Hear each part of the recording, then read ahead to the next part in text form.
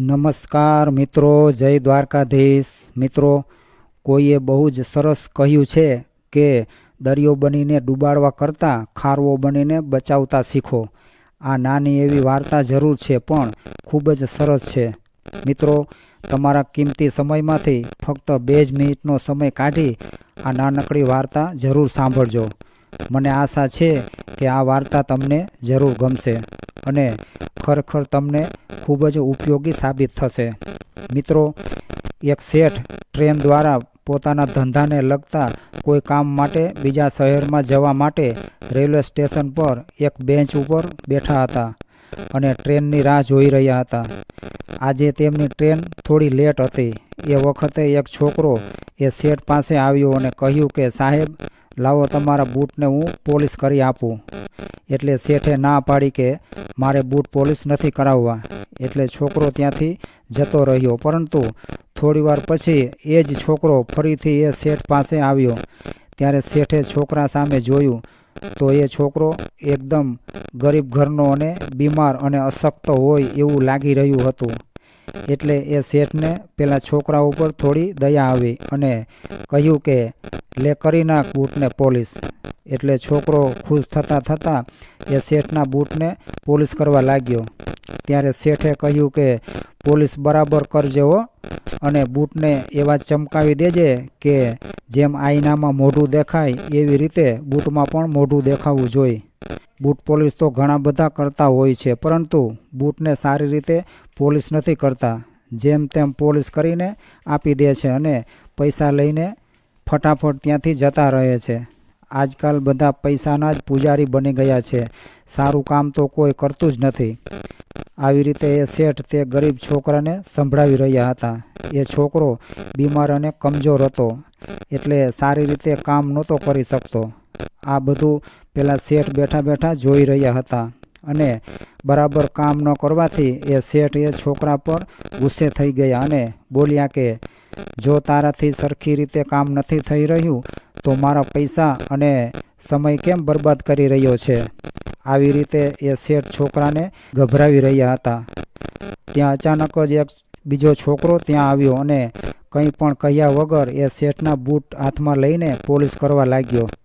થોડી વારમાં તો એ શેઠના બૂટને પોલિશ કરીને સરસ ચમકાવી દીધા।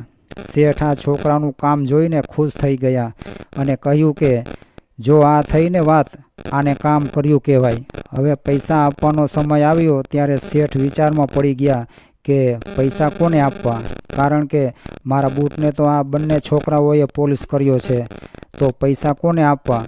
ખૂબ વિચારના અંતે શેઠે એવું નક્કી કર્યું કે આ નવા આવેલા છોકરાએ કામ સરસ કર્યું છે, તો પૈસાનો ખરો હકદાર આ નવો આવેલો છોકરો જ કહેવાય। એટલા માટે પૈસા આ નવા આવેલા છોકરાને જ આપવા જોઈએ। એટલે શેઠે પેલા ગરીબ અને અશક્ત છોકરાને પૈસા ન આપ્યા અને નવા આવેલા છોકરાને પૈસા આપી દીધા।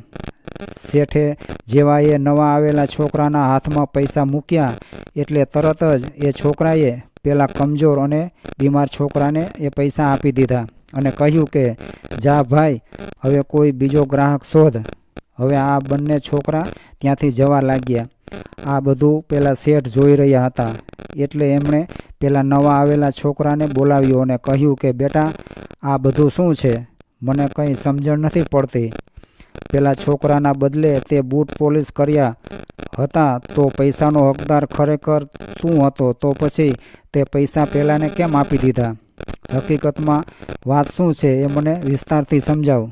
ત્યારે એ છોકરાએ કહ્યું કે શેઠ, આ મારો મિત્ર છે અને થોડા સમય પહેલાં ચાલુ ટ્રેનમાંથી તે નીચે પડી ગયો હતો, તેથી તેના શરીરમાં ખૂબ જ ગંભીર ઈજાઓ થઈ હતી। ત્યારથી એ બીમાર અને અશક્ત રહે છે, પરંતુ એ બહુ જ સ્વાભિમાની છે।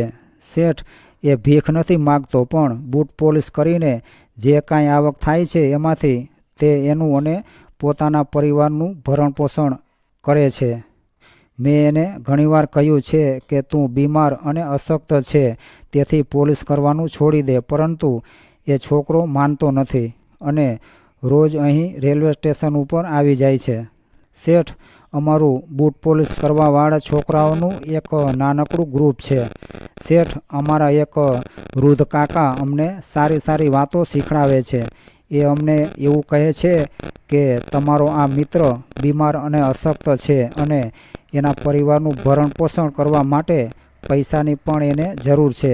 એટલા માટે આપણે બધાએ ભેગા મળીને એ છોકરાને શક્ય એટલી મદદ કરવી જોઈએ. એ છોકરો જ્યાં કામ કરતો હોય ત્યાં જે ગ્રુપનો બીજો છોકરો નજીક હોય તે ત્યાં જઈને એ અશક્ત અને બીમાર છોકરાના બદલે બૂટ પોલિશ તે છોકરો કરી આપે અને એ બૂટ પોલિશ કરવાના જે પૈસા મળે એ પૈસા આ બીમાર અને અશક્ત છોકરાને આપી દેવા, જેનાથી એની મદદ થઈ શકે. આ શિક્ષા અમને અમારા એ વૃદ્ધ કાકાએ આપી છે. ત્યારથી અમને જ્યાં આ છોકરો દેખાય ત્યાં અમે તેની મદદ કરવા માટે જઈએ છીએ અને એનું કામ અમે કરી આપીએ છીએ. આટલું કહી એ છોકરો ત્યાંથી જવા લાગ્યો. ત્યારે પેલા શેઠે કહ્યું કે 1 મિનિટ ઊભો રહે બેટા, મને ખબર ન હતી કે આ બીમાર છોકરાને આટલી બધી તકલીફ છે. એક કામ કર, લે થોડા વધારે પૈસા અને બીજી પણ કંઈક જરૂર હોય તો મને કહેજે. એમ કહી શેઠ અને એ છોકરો બંને છૂટા પડ્યા. મિત્રો, આ વાર્તા નાની જરૂર છે પરંતુ ઘણું બધું કહી જાય એવી છે. ખૂબ સારી શીખ આપે એવી છે. મિત્રો, ખુશી વહેંચવાથી હંમેશા ખુશી વધે છે અને જો પોલિશ કરવાવાળા છોકરાઓનું ગ્રુપ આ વાત સમજી શકે છે તો આપણે શા માટે ન સમજી શકીએ? જો એટલી નાની ઉંમરના બાળકો આટલું બધું સમજી શકતા હોય તો આપણે પણ એકબીજાની મદદ જરૂર કરવી જોઈએ અને બની શકે એટલો વધારે સહકાર આપવો જોઈએ. તો જ આપણે આ વાત સમજી ગણાશે અને લોકોએ પણ સમજવું જોઈએ કે આપણે બધા દુનિયારૂપી એવા દરિયામાં ઊભા છીએ કે જ્યાં હંમેશા મોટી મોટી લહેરો આવતી જ રહે છે. માટે આપણે એકબીજાનો હાથ પકડીને ઊભા રહીશું તો એ મોટી મોટી લહેરોની થપાટો આપણે ખમી શકીશું. આ દુનિયામાં મનુષ્ય જન્મ લીધા પછી જો કંઈક કમાવવું હોય, કંઈક પૈસા કમાવવા હોય તો લોકોના આશીર્વાદ કમાવો, લોકોની પ્રાર્થના કમાવો, જેથી તમારી જિંદગી પણ ખુશીઓથી ભરાઈ જશે. તો મિત્રો, આ વિડીયો તમને કેવો લાગ્યો? જો સારો લાગ્યો હોય તો વિડીયોને લાઇક, શેર અને ચેનલને સબસ્ક્રાઈબ કરવાનું ભૂલશો નહીં. જય દ્વારકાધીશ.